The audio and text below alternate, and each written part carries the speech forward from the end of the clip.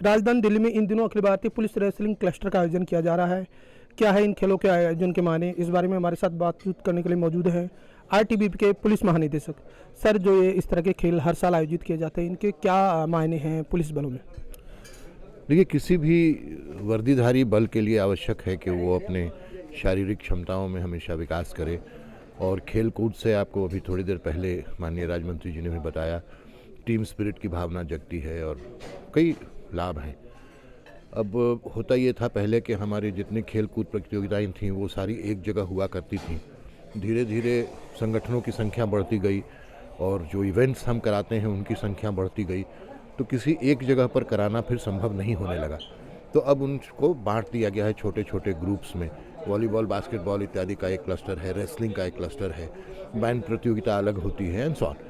तो इससे ये भी लाभ हो रहा है कि अलग अलग राज्य इकाइयों को या केंद्रीय बलों को भी मौका मिलता है आयोजन करने का। जैसे हम एक क्लस्टर कर रहे हैं, इस तरह से कई संगठन राज्य के हैं, कई केंद्रीय संगठन हैं जो अलग अलग क्लस्टर्स को कर रहे हैं। तो ये एक मिला जुला हुआ।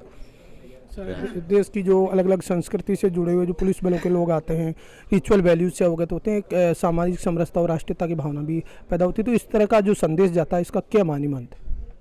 जाहिर है, तो आपने खुद ही जो आप सवाल पूछ रहे हैं उसमें उत्तर निहित है कि जब विभिन्न प्रांतों के लोग, विभिन्न संगठनों के लोग एक साथ आते हैं तो आपसी भाईचारा बढ़ता है, एक दूसरे को समझने के अवसर मिलते हैं, एक दूसरे के यहाँ जो अच्छी प्रक्रियाएं चल रही हैं, जो बेस्ट प्रैक्टिसेस हैं, उनको समझने का और उनका अनुसरण करने का अवसर मिलता है।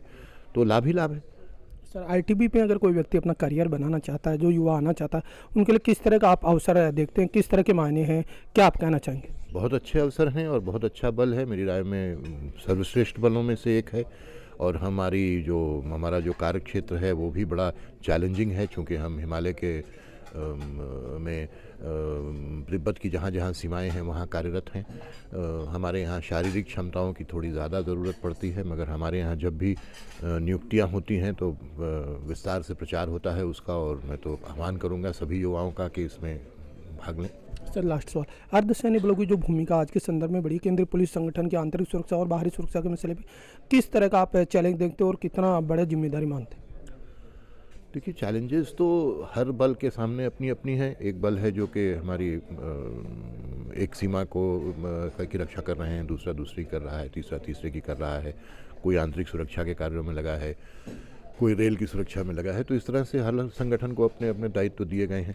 वैसे जो एक बड़ा दायित्व है आंतरिक सुरक्षा का या पुलिसिंग का या विधि व्यवस्था के संधारण का, ये गृह मंत्रालय के संरक्षण में, उनके मार्गनिर्देशन में, उनके पर्यवेक्षण में चलता रहता है, अनुश्रवण में।